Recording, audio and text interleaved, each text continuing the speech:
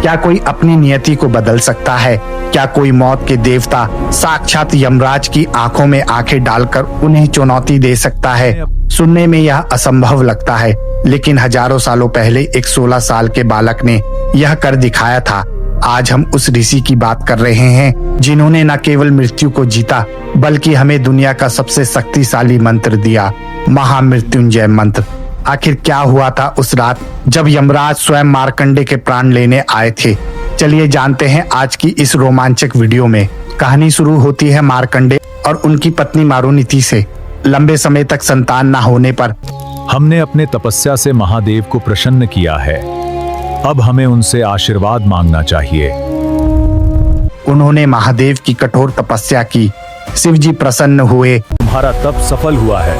हे महादेव, हमें चिरंजीवी संतान का वरदान दें। लेकिन उन्होंने एक कठिन विकल्प रखा।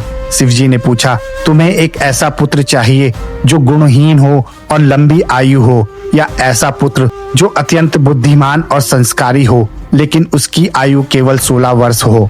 ऋषिवर ने बुद्धिमता को चुना और इस तरह जन्म हुआ बालक मार्कंडे का। मार्कंडे बचपन से ही विलक्षण थे।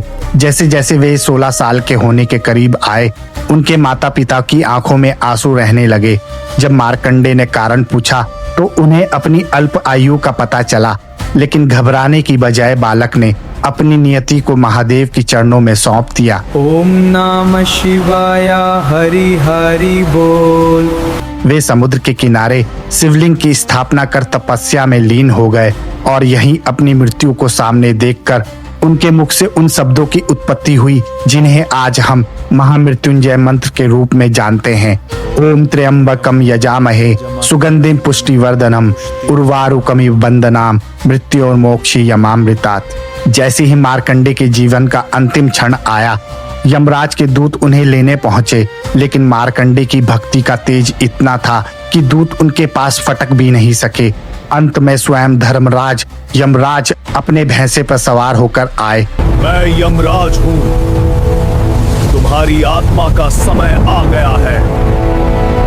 उन्होंने मार्कंडे को चलने को कहा, लेकिन मार्कंडे ने शिवलिंग को कसकर गले लगा लिया। जब यमराज ने अपना कालपास यानी कि फंदा फेंका तो वह न केवल मार्कंडे पर बल्कि साक्षात शिवलिंग पर जा गिरा। यह महादेव का अपमान था। तभी एक भयंकर गर्जना हुई और शिवलिंग फट गया। साक्षात कालों के काल महाकाल प्रकट हुए। उनका क्रोध देखकर यमराज भी कांप उठा।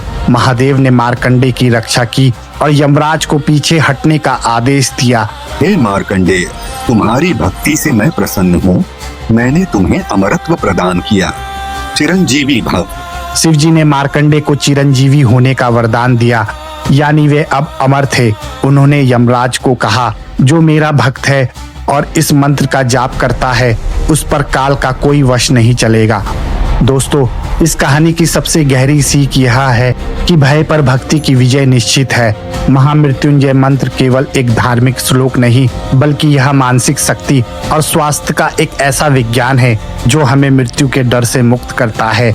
यह हमें सिखाता है कि जैसे एक पका हुआ खरबूजा बेल से अपने आप अलग हो जाता है, वैसे ही हम भी मोह माया के बंधन से मुक्त होकर मोक्ष को प्राप्त कर सकते हैं। अगर आपको मार्कंडे ऋषि की यह आध्यात्मिक और वीरता भरी कहानी पसंद आई हो तो कमेंट में हमें हर हर महादेव लिखना ना भूलें और इस वीडियो को अपने दोस्तों के साथ शेयर करें ताकि वह भी इस मंत्र की शक्ति को समझ सके। मिलते हैं अगले वीडियो में एक और नए रहस्य के साथ। नमस्कार दोस्तों।